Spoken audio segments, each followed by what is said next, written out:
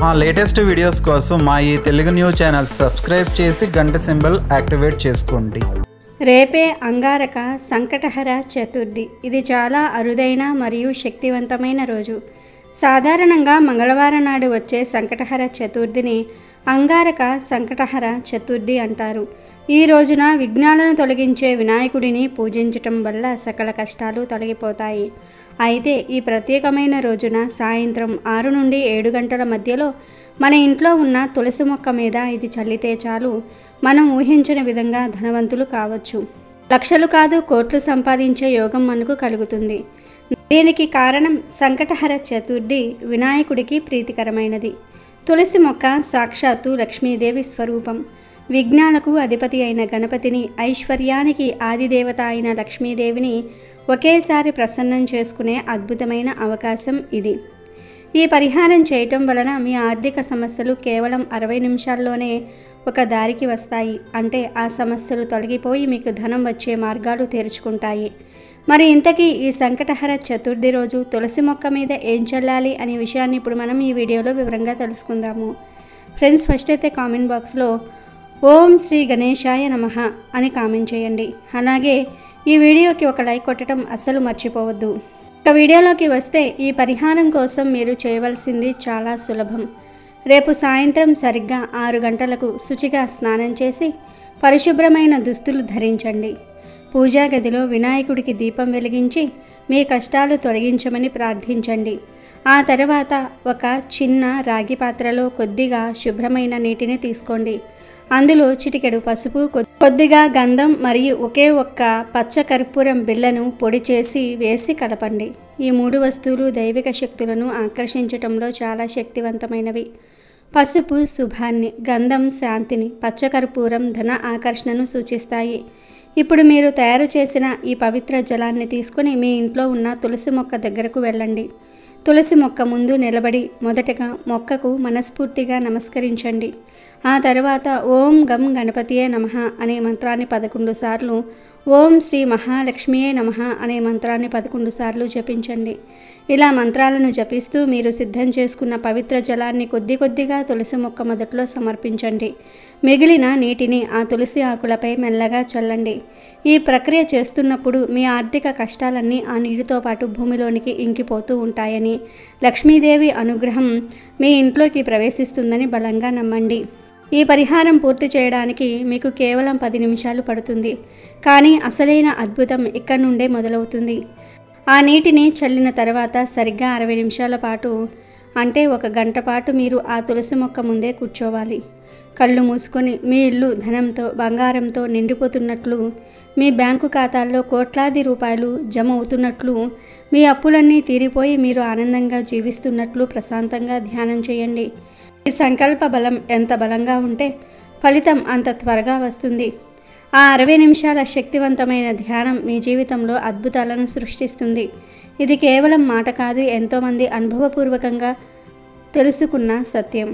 ఈ అంగారక సంకటహర చతుర్థి నాడు వినాయకుడి అనుగ్రహం మరియు లక్ష్మీదేవి కటాక్షం నుండి కలిసి వస్తాయి. కాబట్టి ఈ సువర్ణ అవకాశాన్ని అస్సలు వదులుకోవద్దు. ఈ చిన్న పరిహారాన్ని పూర్తి విశ్వాసంతో ఆచరించి మీ జీవితంలో కోటీశ్వర్లు అయ్యే మార్గాన్ని సుగమనం చేసుకోండి. మీ ప్రతి కోరిక నెరవేరి మీరు సుఖ సంతోషాలతో జీవిస్తారు. ఈ విధంగా ఎంతో శక్తివంతమైన అంగారక చతుర్థి నాడు గణపతిని దేవాలయానికి వెళ్ళిన వారు వినాయకుడికి గరికమాలను సమర్పిస్తే మీకు, మీ కుటుంబానికి జన్మజన్మల అదృష్టం వరించి ఈ సంవత్సరం అంతా ఎలాంటి కష్టాలు ఏర్పడకుండా సుఖ సంతోషాలతో జీవిస్తారు. గణపతి ఆశీర్వాదం మీ ఇంటిపై ఎల్లవేళలా ఉంటుంది. ఇక భార్యాభర్తల మధ్య గొడవలు ఏర్పడుతూ ఉంటే ఈ సంకటహర చతుర్థి నాడు గణపతి దేవాలయానికి వెళ్ళి గణపతికి అరటి పండ్లను నివేదించండి. భార్యాభర్తల మధ్య గొడవలు తగ్గి ప్రేమానురాగాలు పెరుగుతాయి. జిల్లేడు మొక్కలో వినాయకుడు నివసిస్తాడు. కాబట్టి ఈ సంకటహర చతుర్థి నాడు వివాహ ప్రయత్నాలు చేసేవారు జిల్లేడు మొక్కకు పసుపు నీళ్లు పోసి నమస్కారం చేసుకుంటే వివాహం కాని వారికి త్వరగా వివాహం కుదురుతుంది. అలాగే ఉద్యోగ ప్రయత్నాలు చేసేవారు ఈ శక్తివంతమైన చతుర్థి నాడు గోమాతకు పచ్చిగడ్డిని ఆహారంగా తినిపించండి. సత్వరమే ఉద్యోగ అవకాశాలు కలుగుతాయి. దేవతలందరిలో తొలి పూజ అందుకునేది వినాయకుడు. పూజ శుభకార్యం ఏదైనా సరే ముందుగా వినాయకుడిని పూజించిన తర్వాత మిగతా పూజ మొదలు పెడతారు. మానవుల కష్టాల నుండి గట్టెక్కించేది సంకటహర చతుర్థి వ్రతం. గణపతికి అత్యంత ప్రీతిపాత్రమైన తిథులలో ప్రధానమైనది చవితి తిథి. అయితే ఈ చవితి లేదా చతుర్థి పూజను 2 రకములుగా ఆచరిస్తారు.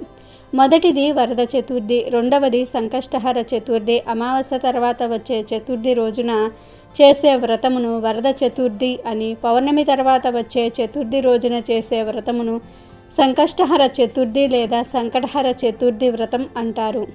ఇందులో వరద చతుర్థిని వినాయక వ్రతంగా వినాయక చవితి రోజున ఆచరిస్తారు. సంకటములను తొలగించేది సంకటహర చతుర్థి. సంకటహర చతుర్థి రోజున వినాయకుడిని పూజించటం వల్ల సకల కోరికలు నెరవేరుతాయి. అందరికీ వినాయకుడు మొదటి ఆరాధ్య దైవంగా ఉంటాడు. ప్రతి నెల పౌర్ణమి వెళ్ళిన 3-4 రోజుల్లో సంకటహర చతుర్థి వస్తుంది. ఈ సంకటహర చతుర్థి అంటే గణపతికి ఎంతో ఇష్టం. ఈరోజు గణపతిని ఆరాధించటం వలన సంకటాలన్నీ కూడా పోతాయి, ఆటంకాలు పోతాయి, కష్టాలు పోతాయి. ఈ సంకటహర చతుర్థి అన్న పేరులోనే ఉంది సంకటాలను హరించే చతుర్థి అని. కనుక ఈరోజు భక్తిగా గణపతిని పూజిస్తే ఎలాంటి కష్టాలైనా సరే తొలగిపోతాయి. బ్రహ్మదేవునికి మొదట సృష్టి చేసేటప్పుడు అనేక ఆటంకాలు ఏర్పడ్డాయి. అసలు సృష్టి ఎలా చేయాలో బ్రహ్మకు తెలియలేదు. దాంతో బ్రహ్మ ముక్కు పెట్టాల్సిన చోట చెవి, చెవి పెట్టాల్సిన చోట ముక్కు పెట్టేవాడు. బ్రహ్మ సృష్టి ప్రారంభించిన 1000 సంవత్సరాల వరకు సృష్టిలో ఆటంకాలు ఎదురయ్యాయి. అప్పుడు బ్రహ్మ తపస్సు చేశాడు. అలా 1000 సంవత్సరాలు బ్రహ్మ తపస్సు చేయగా ఒక్కసారిగా వక్రతుండ గణపతి ఒక కృష్ణపక్ష చతుర్దశి రోజు కనిపించాడు. ఆ గణపతి బ్రహ్మ సృష్టిలో ఏర్పడిన వక్రాలను తొలగించాడు. అందుకే ఆయనకు వక్రతుండ గణపతి అని పేరు వచ్చింది. గణపతి ఆది నుండి ఉన్న దేవుడు. బ్రహ్మదేవుడంతటి వాడి ఆటంకాలనే తొలగించిన గణపతికి మన ఇబ్బందులు ఒక లెక్క కాదు. కనుక సంకటహర చతుర్థి రోజు ఆటంకాలు ఉన్నాయి, కష్టాలు ఉన్నాయి అని బాధపడేవారు ఇంట్లో గణపతిని పూజించుకుంటే ఆ కష్టాలన్నీ కూడా పోతాయి. ఇంట్లో పూజ చేయటం కుదరని వారు గణపతి ఆలయానికి వెళ్ళినా కూడా మంచి శుభ ఫలితాలు. ఈ రోజున ఉపవాసం ఉండి వినాయకుడిని పూజిస్తారు. రోజంతా ఉపవాసం ఉండి రాత్రిపూట చంద్రుణ్ణి పూజించి నైవేద్యాలను సమర్పిస్తారు. దీంతో ఈ ఉపవాసం పూర్తవుతుంది. ఈ ఉపవాసంలో చంద్రుని ఆరాధన ముఖ్యం. అది లేకుండా ఉపవాసం పూర్తి కాదు. వినాయకుడు అంటే పరిపూర్ణతకు ప్రత్యక్ష స్వరూపంగా చెప్పబడినది. వినాయకుడు తన భక్తుల జీవితాలలో అవాంతరాలను తొలగించటమే కాకుండా సరైన మార్గంలో పయనించుటకు మార్గనిర్దేశ చేయగలిగిన వాడని భక్తుల ప్రగాఢ విశ్వాసం. వినాయకుడిని 2 భార్యలు సిద్ధి, బుద్ధి ఉన్నారు. బుద్ధిని రీతిగా కూడా కొందరు పిలుస్తూ ఉంటారు. ఇక్కడ బుద్ధి శ్రేయస్సును సూచిస్తే సిద్ధి విజయాన్ని సూచిస్తుంది. వినాయకునికి శుభ, లభ అనే 2 కొడుకులు కూడా ఉన్నారు. ఇక్కడ రిధి సంతానమైన శుభుడు మంచికి పేరు ప్రఖ్యాతలకు చిహ్నంగా సూచింపబడితే సిద్ధి కుమారుడైన లభుడు లాభానికి చిహ్నంగా ఉంటారు. అందుచేతనే ఒక్క వినాయకుడిని పూజిస్తే అన్నింటా విజయములు పొందవచ్చునని భక్తుల ప్రగాఢ విశ్వాసము. తద్వారా ఎటువంటి కార్యాన్ని చేపట్టినా మొదట వినాయకుని పూజ చేయటం హిందువుల ఆనవాయితీగా ఉంది. తద్వారా ఎటువంటి ఆటంకములు లేకుండా పనులు పూర్తవుతాయని భక్తుల నమ్మకం. అటువంటి వినాయకుడికి సంకటహర చతుర్థి అంటే ఎంతో ఇష్టం. నిజానికి ఈరోజు ఏం చేసినా చెయ్యకపోయినా ఒక వ్యక్తి లేదా ఒక జీవిని ఆనందింపచేస్తే చాలు గణపతి ప్రసన్నమవుతాడు అని పండితులు చెప్తూ ఉన్నారు. ఎందుకంటే గణపతి ఆనందానికి కారకుడు.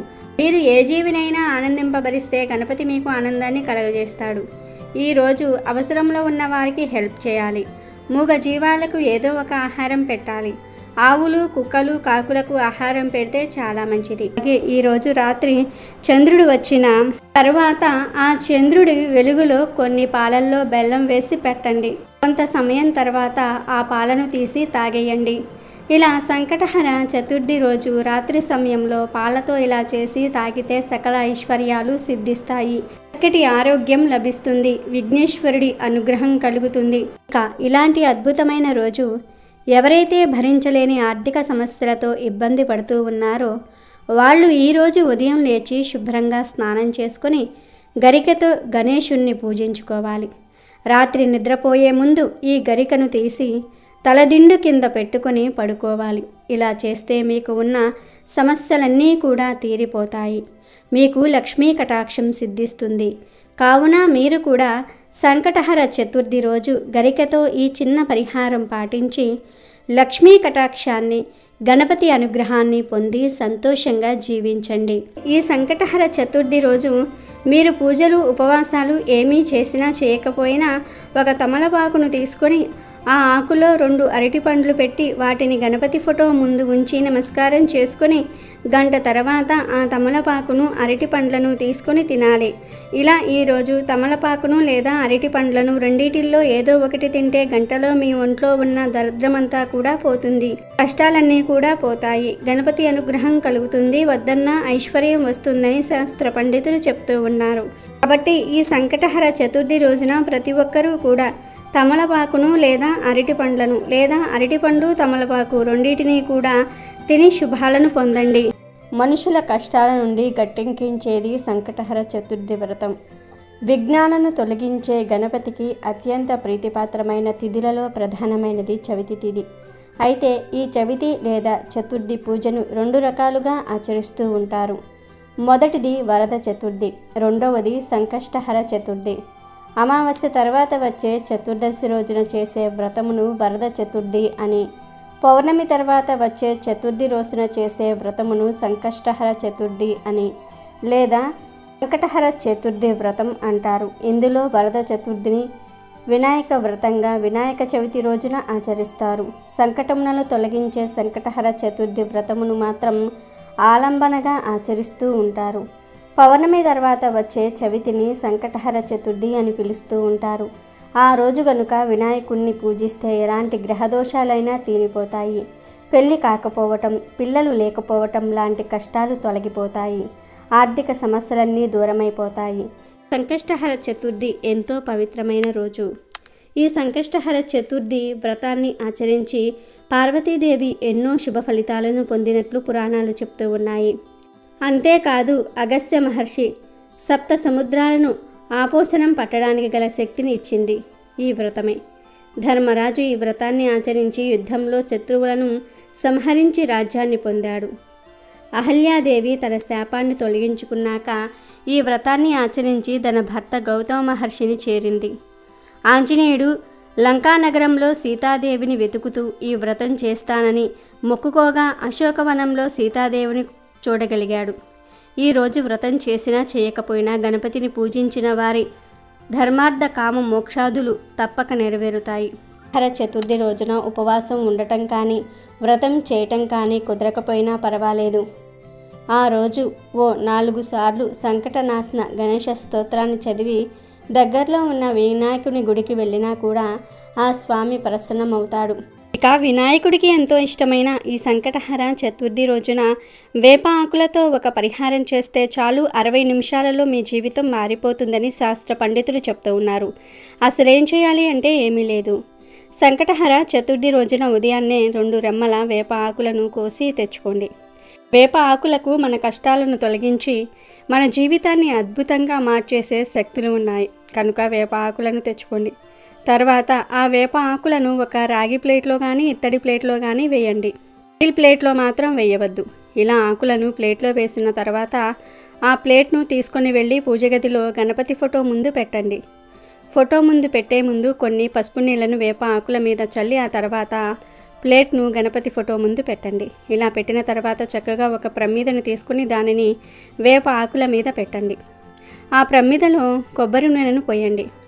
ఆ తర్వాత 3 లేదా 5 వత్తులు వేసి దీపం వెలిగించండి. ఇలా వెలిగించిన దీపానికి పసుపు, కుంకుమ, అక్షింతలు సమర్పించండి. ఇలా ఎవరైతే ఈరోజు వినాయకుడి ఫోటో ముందు వేప ఆకుల మీద దీపాన్ని పెడతారో వారి ఇంట్లో 60 నిమిషాల్లో అద్భుతం జరుగుతుంది. కష్టాలన్నీ కూడా పోతాయి.